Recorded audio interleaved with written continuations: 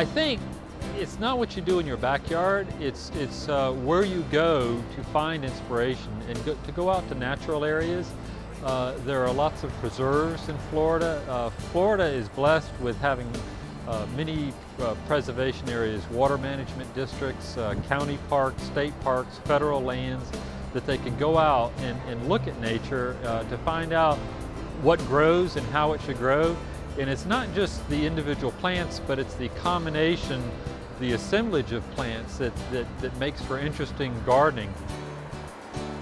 Like a wildflower meadow, if you wanted to plant that, if you planted just wildflowers with no grass, the wildflowers tend to just flop over. But in nature, the wildflowers grow in amongst the grass, and the grass actually supports the wildflowers. So you see those combinations as assemblages. It's just a source for inspiration and design ideas.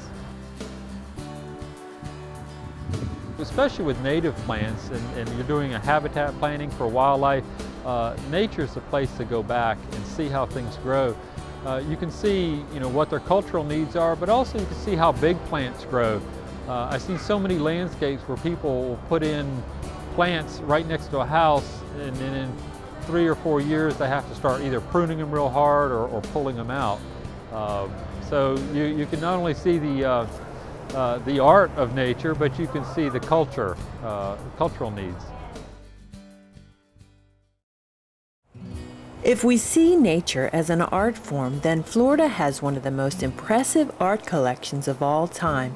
From the beginning, Florida wildflowers were first to meet the eyes of Spanish explorer Ponce de Leon in 1513 when he claimed the area for Spain. He named the region Florida, which means full of flowers in Spanish. Florida's stunning wildflowers and native plants are world-renowned, and our variety is tremendous, boasting 3,500 species of native plants. The Sunshine State also enjoys one of the most diverse assemblages of native wildlife in the country. Home to all of these plants and animals are a variety of stunning landscapes that cover our state called ecosystems. The word ecosystem means working together. These ecosystems hold an abundance of life forms, all dependent on one another for survival. Since Florida's emergence from the sea some 25 million years ago, fire, wind, rain, and changes in temperature have sculpted these ecosystems into the environments we have today. Some examples of Florida ecosystems include pine flatwoods, sand scrub, sand hills, hardwood hammocks, seashores, freshwater marshes, swamps, rivers, and springs. Florida's natural ecosystems benefit humans in many ways.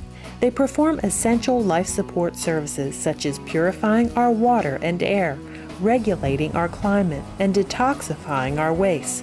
The plants and animals which ecosystems contain provide us with food, clothing, energy, medicines, and structural materials. These ecosystems also help define Florida as a vacation paradise with lush landscapes and pristine beaches.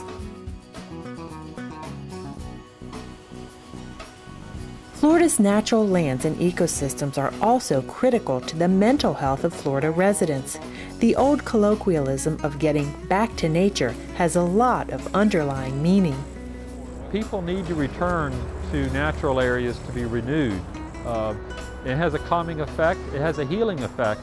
There's been studies, a gentleman by the name of Stephen Kaplan, as a psychologist, did a study on the restorative effects of natural areas and found that cancer patients, elderly people, people who've been stressed, even prisoners benefit by being in a natural area because it affects them, it calms them down.